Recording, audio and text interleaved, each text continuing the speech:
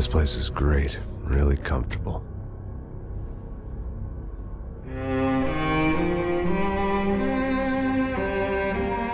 I'm just gonna get settled in. Time to move on. Get on with my life. Yes, absolutely.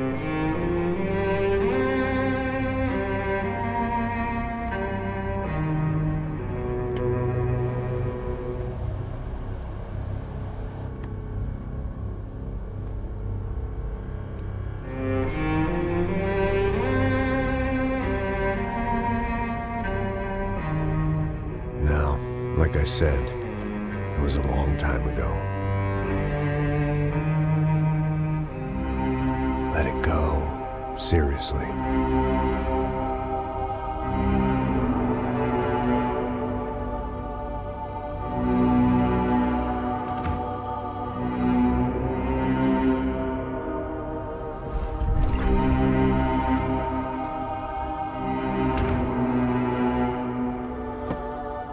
Definitely more my style than Panama, or Hoboken, I guess.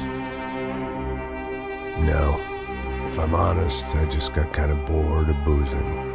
I mean, once in a while, but not all the time.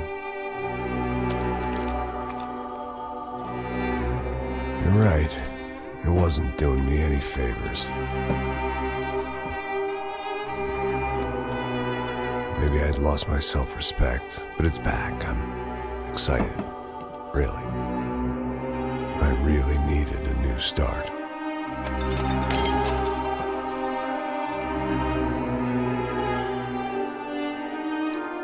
I think you're right. I think I am gonna like it here. It's certainly ain't New Jersey.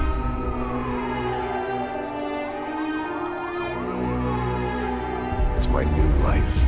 Just like you said.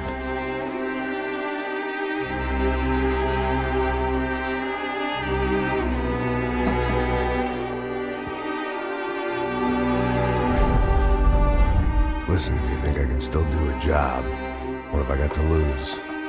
Apart from the weight. Very funny. Ha ha. Yes, that is a fake laugh, you jerk.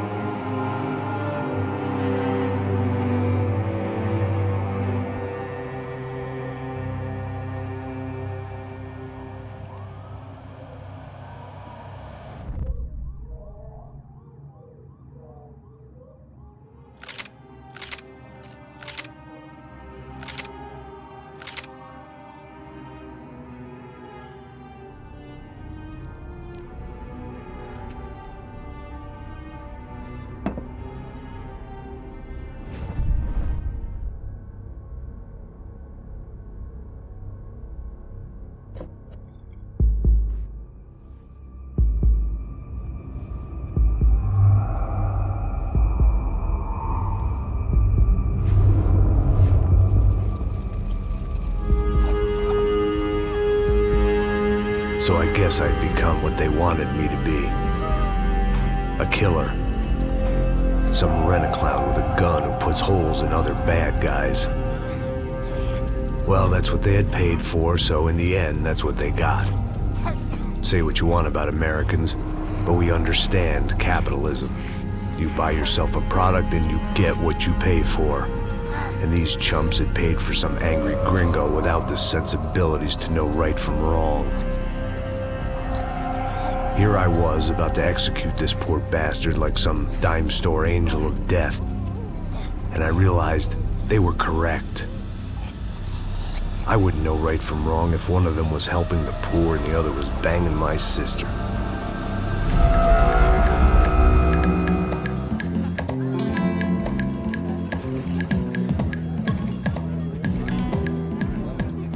I'd arrived in Sao Paulo a few weeks before.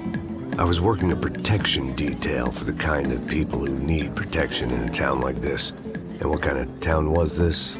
One where I didn't speak the language and they didn't water down their drinks. So for now, we seemed to get along just fine. Of course, that was about to change. Hey, brother. Hey. How's the cocktail? Scotch. I never mix my drinks. Well, at least not on duty. Something like that. Man, that favela is big. Yep.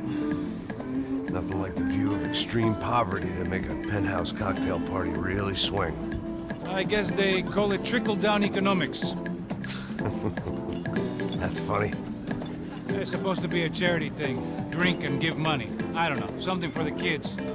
Hey, listen, man. We better look lively. This place is a nightmare. They just got cowboys running security downstairs. Something rotten in the air. That didn't mean much. There was always something rotten in the air. The family we were protecting were local celebrities, rich parasites with delusions of humanity. The kind of people who end up in glossy magazines or body bags, depending on how their luck runs. So where are they all? I see Rodrigo over there talking to that guy. Yeah, I don't know him. That guy next to him. He's some kind of cop. I think, I'm not sure. Serious, though. Big end cop, anti-gang sort of thing. I can't remember his name. So who's this guy? That guy's a plastic surgeon or some kind of surgeon. Tummy tucks and cock implants. Look at Marcel. Still dances like a fool. Guess that's what a European education and a coke habit will do for Ricky Martin look-alike. That's very funny, Max. Oh, excuse me.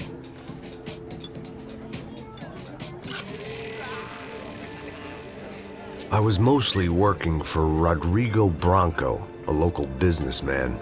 Built things, did some charity, had things named after him, won awards, owned things, people.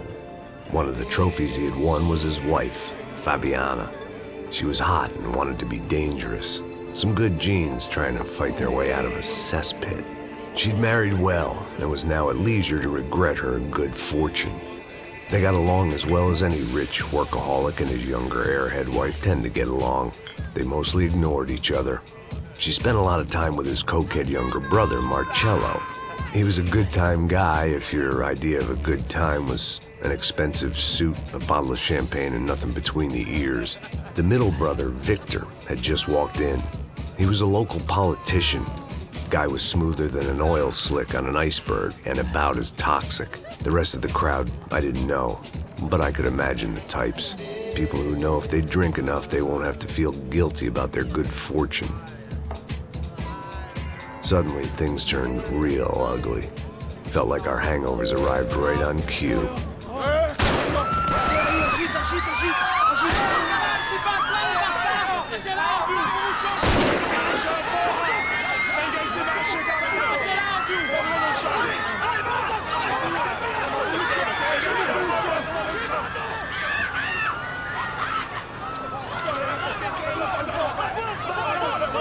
Passos! What was that? I don't know what the fuck that was. Let's go. Things had gone from fine to fucked up in about a second, and now there were two idiots at the wheel. Clear. Got this floor? Sure. Look after yourself, bro. Stay safe. It wasn't my own safety I was concerned about, trophy wife or not. I'd said I would protect the girl. I hoped I hadn't lost my edge, along with everything else. It was time to choose, a nasty fall or a bullet to the head.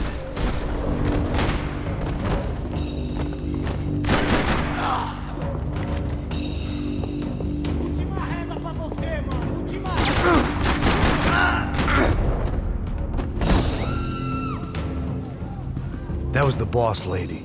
Only this time she wasn't calling for more vodka in her Cosmo.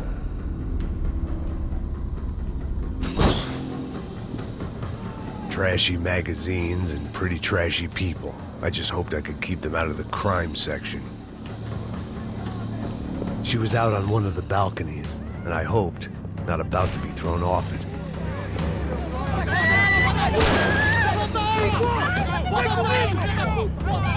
Don't be stupid! Don't be stupid! Let her go! Let her go! Come on! It might have been stupidity or drunkenness, or maybe both. But before I knew it, I was back taking insane risks, trying to save fallen women.